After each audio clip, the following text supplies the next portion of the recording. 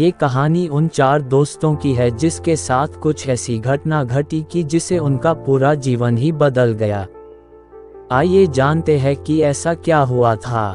मुंबई शहर की रहने वाली प्रिया शर्मा अपने दोस्तों के साथ रवि, साहिल और विजय के साथ शिमला जाने का प्लान बनाया। वो सब शिमला जाने के लिए बस में बैठ गए। कुछ ही देर में प्रिया सो गई। अचानक प्रिया की नींद खुल गई तो उसने देखा कि बस में कोई नहीं था। बस का ड्राइवर भी नहीं था। बस अपने आप ही चल रही थी। उनके सारे दोस्तों भी बस में नहीं थे। ये सब देखकर डर के मारे प्रिया जोर जोर से चिल्लाने लगी। अचानक उसे लगा कि कोई उसके पीछे खड़ा है। जब उसने पीछे मुड़कर देखा तो वहां एक स्त्री बैठी हुई थी। उस स्त्री का चेहरा जला हुआ था। ऐसा लग रहा था कि किसने उसके चेहरे पर एसिड फेंका हो। ऐसा भयंकर चेहरा देखकर प्रिया ने चिल्लाना शुरू कर दिया, बचाओ, बचाओ, बचाओ। और अचानक प्रिया की नींद उड़ गई। वो एकदम डरी हुई और पसीने से पूरी भीग गई थी। पास में बैठे हुए विजय ने पानी की बोतल दी और बोला, शायद तुम्हें कोई सपना देखा होगा। थोड़ी ही देर में सब शिमला पहुंच गए और एक होटल पर रात बिताने के लिए गए। दूसरे दिन वो सब साथ में मिलकर होटल के पास वाले पहाड़ पे घूमने जाने का नक्की किया। करीबन आधे घंटे में वो सब पहाड़ की सबसे ऊंची शिखर पर पहुंच गए। वहीं से नीचे देखने पर घने लीलेछम पेड़ पौधे काफी सुंदर दिख रहे थे। अचानक साहिल चौंक गया और बोला, नीचे देखो, कोई खड़ा है, लगता है कोई स्त्री है।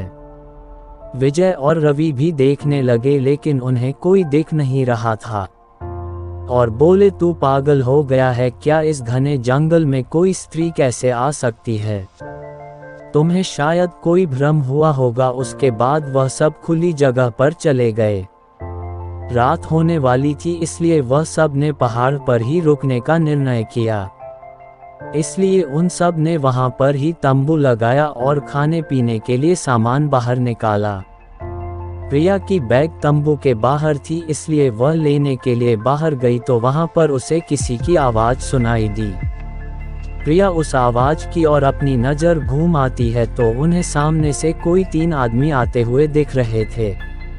उनके हाथ में धारदार हथियार देखकर प्रिया डर जाती है और दौड़ के तंबू के अंदर आ जाती है। उसने अपने दोस्तों से भी यह बात की लेकिन कोई उसकी बातों पर विश्वास नहीं कर रहे थे। प्रिया चिल्लाकर बोली, आप सब पागल हो गए हो क्या? कोई भी मेरी बातों पर भरोसा नहीं कर रहा है। चलिए मेरे साथ बाहर, मैं आपको बताती हूँ। वो सभी बाहर आके शिखर की टोच से नीचे देखने लगते हैं। उतने में ही उन सभी को लगता है कि कोई 3 लोग उनकी ओर बढ़ रहे हैं। ये सब देखकर वो सभी डर जाते हैं और तुरंत ही अपना अपना सामान समेटने लगते हैं और बड़े से पत्थर के पीछे जाके छुप जाते हैं। थोड़ी ही देर में वो सब ऊपर आ जाते हैं। प्रिया देख रही है कि उनके हाथ, पैर और सिर आम आदमी जैसे बिल्कुल नहीं थे। वो सब एक जगह पे बैठ जाते हैं और कुछ तांत्रिक विद्या शुरू करते हैं। उनमें से एक आदमी अपनी हाथों की उंगली को काट देता है, लेकिन अंधेरे की वजह से उन्हें कुछ भी ठीक से दिखाई नहीं देता है।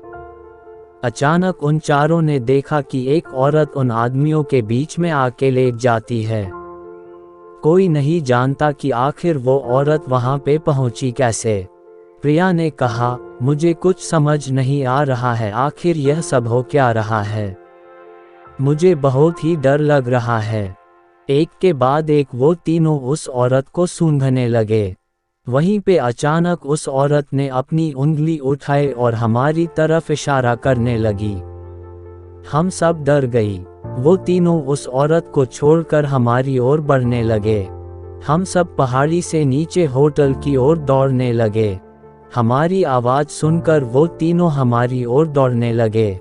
प्रिया और साहिल सबसे आगे थे और विजय और रवि उनके पीछे दौड़ रहे थे।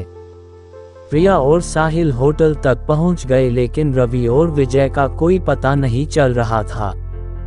हमने होटल वालों से उनके बारे में सभी बातें की तो उन लोगों ने कहा कि उस पहाड़ पे कोई नहीं जाता है, वो पहाड़ शार्पित है, जो भी वहां जाता है वो कभी वापस नहीं आता है। आपकी किस्मत अच्छी थी कि आप अभी जिंदा है।